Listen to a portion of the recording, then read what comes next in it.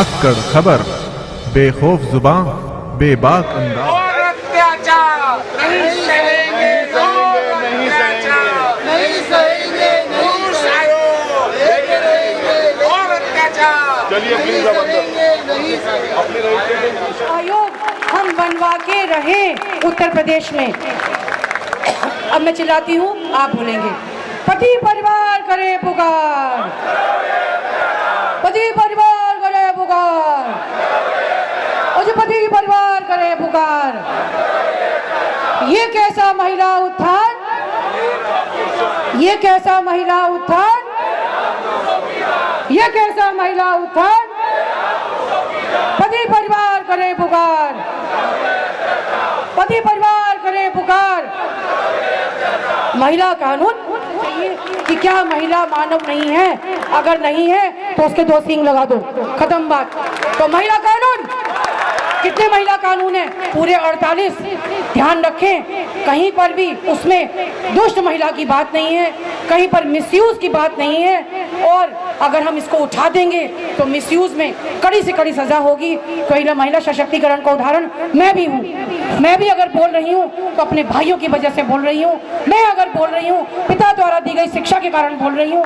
मैं अगर बोल रही हूँ तो बेटे द्वारा डिजाइन की हुई टी-शर्ट की ताकत से बोल रही हूँ।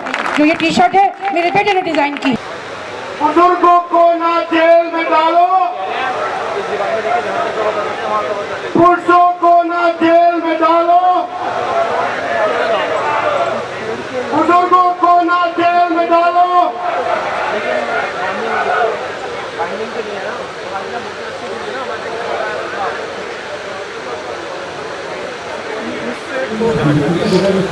दहेज उत्पीड़न कानून का किस प्रकार दुरुपयोग हो रहा है और उससे परिवार कैसे बर्बाद हो रहे हैं, और पुरुष जो है उनको क्या सब कुछ झेलना पड़ रहा है, घर के चाहे बुजुर्ग हों बच्चे हों उन सब पे कैसा सब कुछ सामना करना पड़ रहा है दिक्कतों का। उसी सब कानून को ख़त्म कराने के लिए दहेज उत्पीड़न जो कानून है उसको काला कानून का नाम देते हुए ये लोग मूवमेंट कर रहे हैं। मैं इस वक्त जंतर मंतर पे हूँ और हम इनसे बात करते हैं। आपका शुभ नाम? मेरा नाम अमित लखानी है। ये क्या है, थोड़ा मूवमेंट का पूरा नाम बताइए। देखिए, सेव इंडियन फैमिली मूवमेंट ये तकरीबन 40 गैर सरकारी संगठनों का एक समूह है। 40 को मिला के?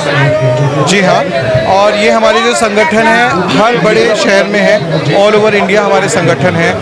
और हम लोग लिंग पक्षपाती कानूनों के दुरुपयोग से पीड़ित जो पुरुष और उनके परिवार हैं उनकी मुफ्त में सहायता करते हैं, उनको सपोर्ट करते हैं, उनको हेल्प करते हैं।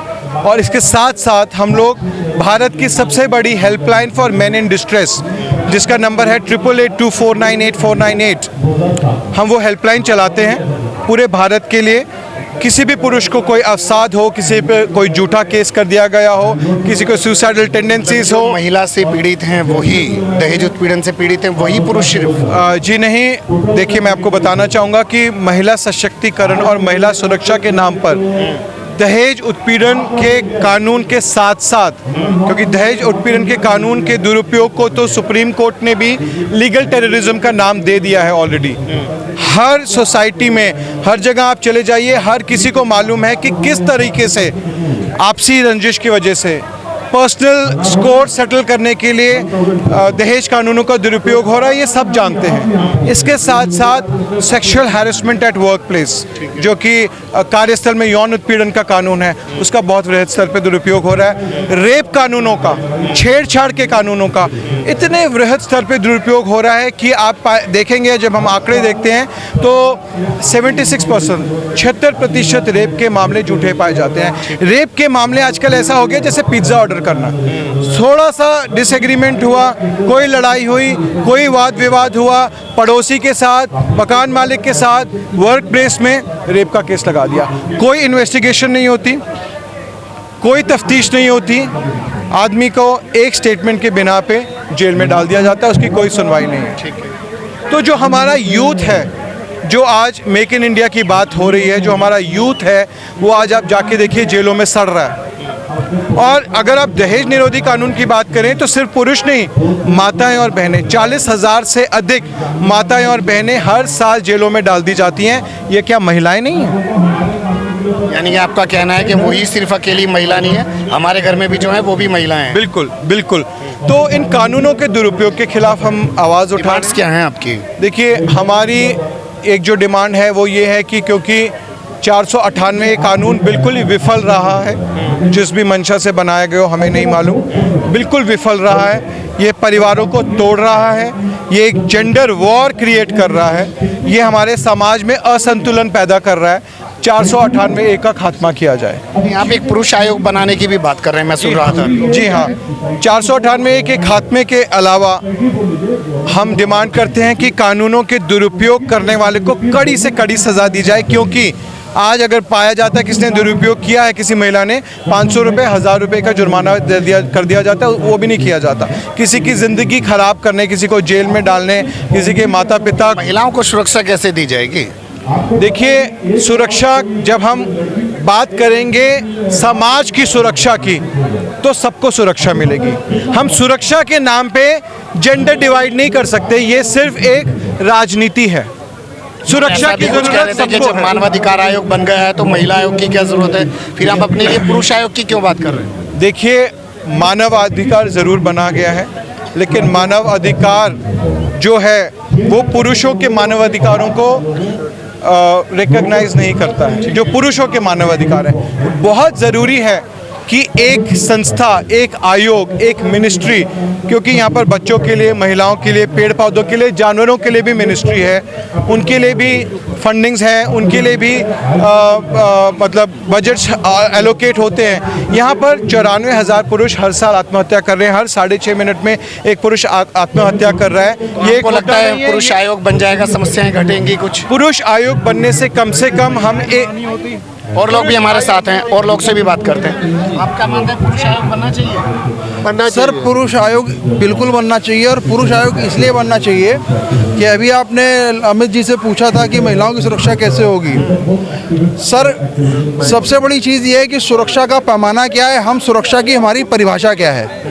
सुरक्षा की परिभाषा अगर हमारी ये है कि उसको एक हथियार दे दीजिए वार करने के लिए, आपने जितने कानून महिला सुरक्षा के नाम पे बनाए हैं, आप कोई भी एक कानून ऐसा बता दीजिए जिसका मतलब 20% से ऊपर कन्विक्शन रेट हो।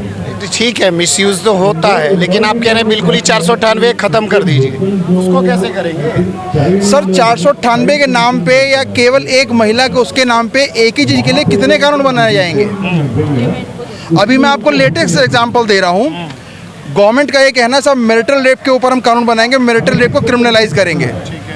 आज की डेट में प्रैक्टिकल पोजीशन ये है कि मैरिटल रेप को कवर करने वाले ऑलरेडी 4 एग्जिस्टिंग कानून हैं। पहले से कानून है, उनको क्यों नहीं फॉलो किया जा रहा? नए कानून क्यों बनाए जा रहे हैं? बिल्कुल मैं ये कहना चाहूँगा कि जितने भी कानूनी बातें हो रही हैं वो सिर्फ और सिर्फ पॉलिटिकल है, नोट और वोट की राजनीति है। जैसे 498 आपने पूछा कैसे, पुरुषों का वोट भी तो चाहिए ना पार्टियों को? बिल्कुल नहीं चाहिए ना, क्योंकि देखिए संविधान ने दिया है कि जात, धर्म, लिंग के आधार पर कोई भेदभाव कानून में नहीं होना चाहिए, फिर भी कानून बन रहे हैं। उसका हमारा देश भी तो पुरुष प्रधान है ना, महिलाओं को प्रधानता क्या गाली है?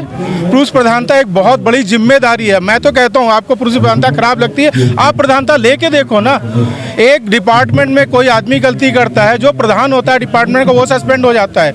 इसी तरह से घर में अगर पुरुष प्रधानता है, गलती बच्चे करें या बीवी करे या कोई भी करे, जो घर का प्रधान होता है उसको सजा मिलती है, समाज में उसको मुंह दिखाई नहीं, और इतनी जिम्मेदारी वो उठाता है। घर को चलाने के लिए वो बाहर कितने ठोकरे खाता है, आप उठा के देख लीजिए।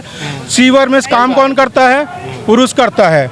जितने भी आपके डेंजरस वर्क हैं, अभी बिजली के पोल पे काम करना होगा तो कौन करेगा? पुरुष करेगा। अभी युद्ध के मैदान में लड़ना होगा तो कौन करेगा? वो पुरुष करेगा। ये पुरुष प्रधानता होती है। पुरुष प्रधानता को गाली मत दीजिए।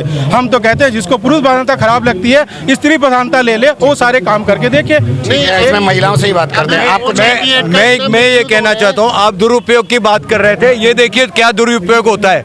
ये कानून आपने दिया, ये एम्पावरमेंट आपने दिया है औरत को कि वो मेरा मर्डर करके मेरा घर हड़पना चाहती है। और यहाँ तक ये क्या नाम है? मेरा नाम सुंदर पंजनानी है, बॉम्बे से आया हूँ। मेरी थोड़ा धीरे मर्डर करना चाहती है।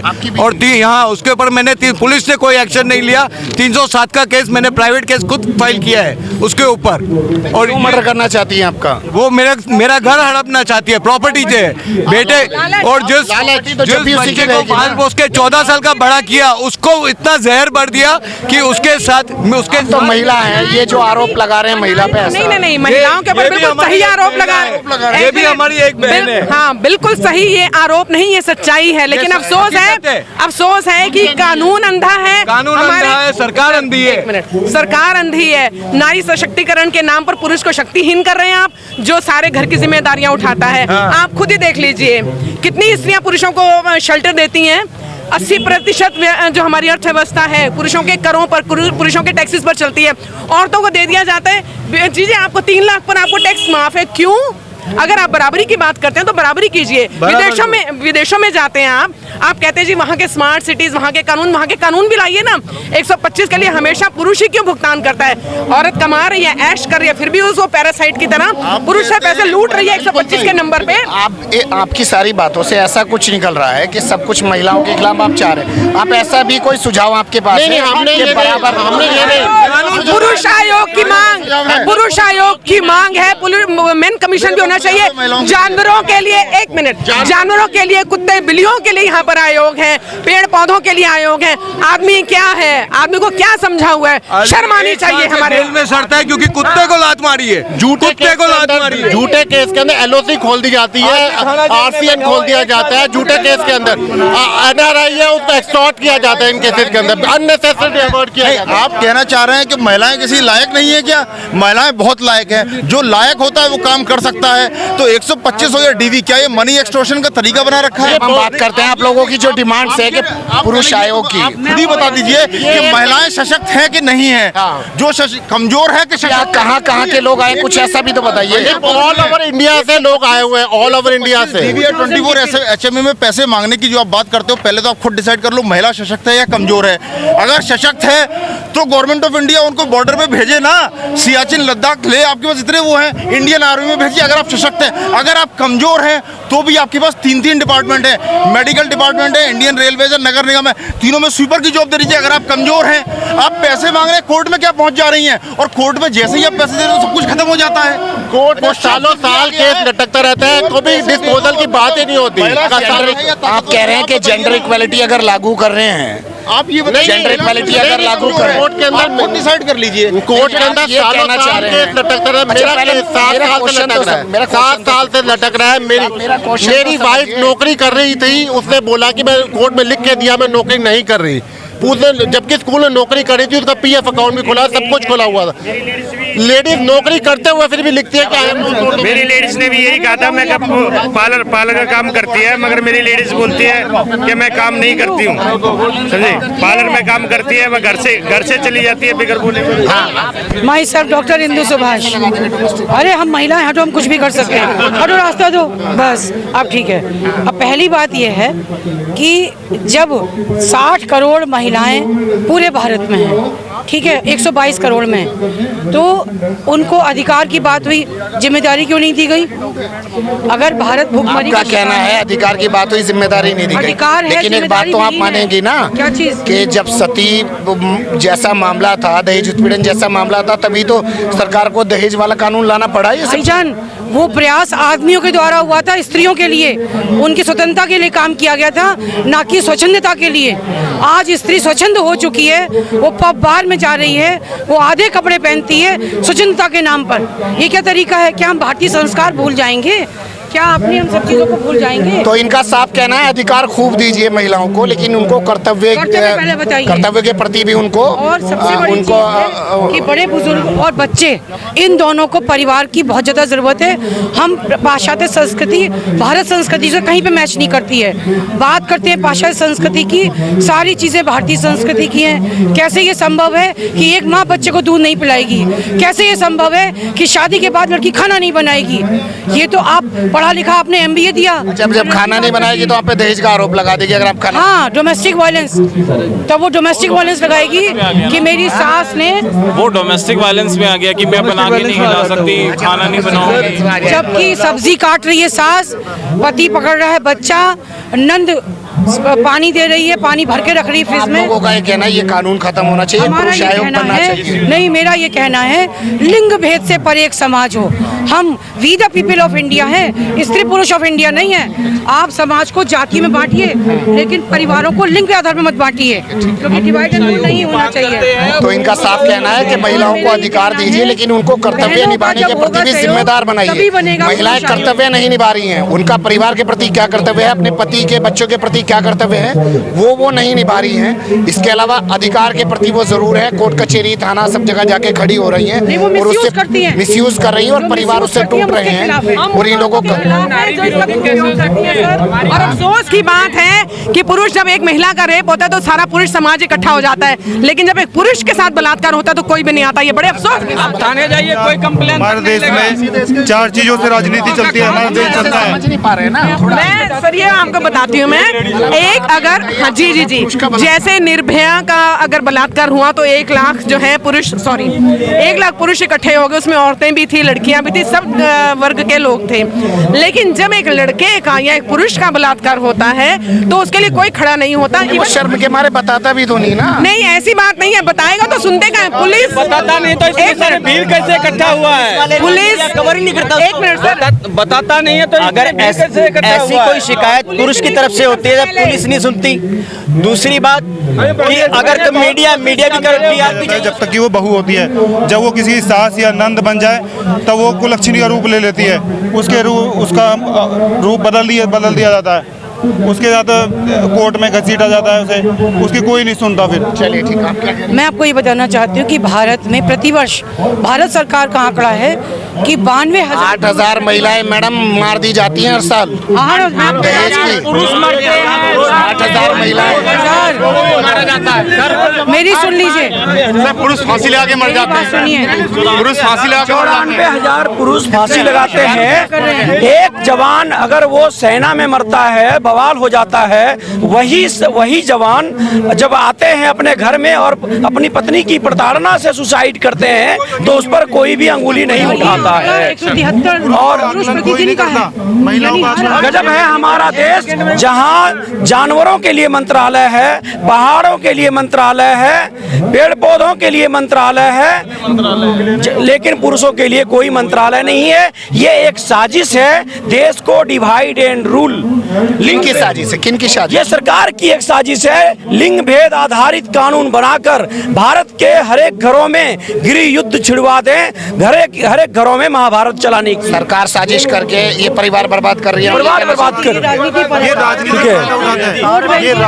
नहीं है, महिलाओं के वोट है। महिला नमक प्राणी जो है वो सच्ची है, जो बहू है वो सच्ची है, समाज की लाडली है, कानून की लाडली है। लेकिन जो पति है, पति के साथ में बहन है, बेटी है, माँ है, वो सब के सब जालिम है, दहेज के लोभी हैं, उस पर जुल्म करते हैं। लेकिन जब वही बहन बहू बनती है तो वो सच्ची है, मायके में वापस आ जाती है। जी, हमें 6 साल तक अपने ससुराल वालों ने इतना प्रताड़ित किया कि मैं सुसाइड के लिए मजबूर हो गया और 20 अप्रैल को मेरे पे केस दर्ज हुआ पिछली साल। ये संस्था की ये करिश्मा है कि आज मैं एक्टिविस्ट हूँ और जिंदा हूँ।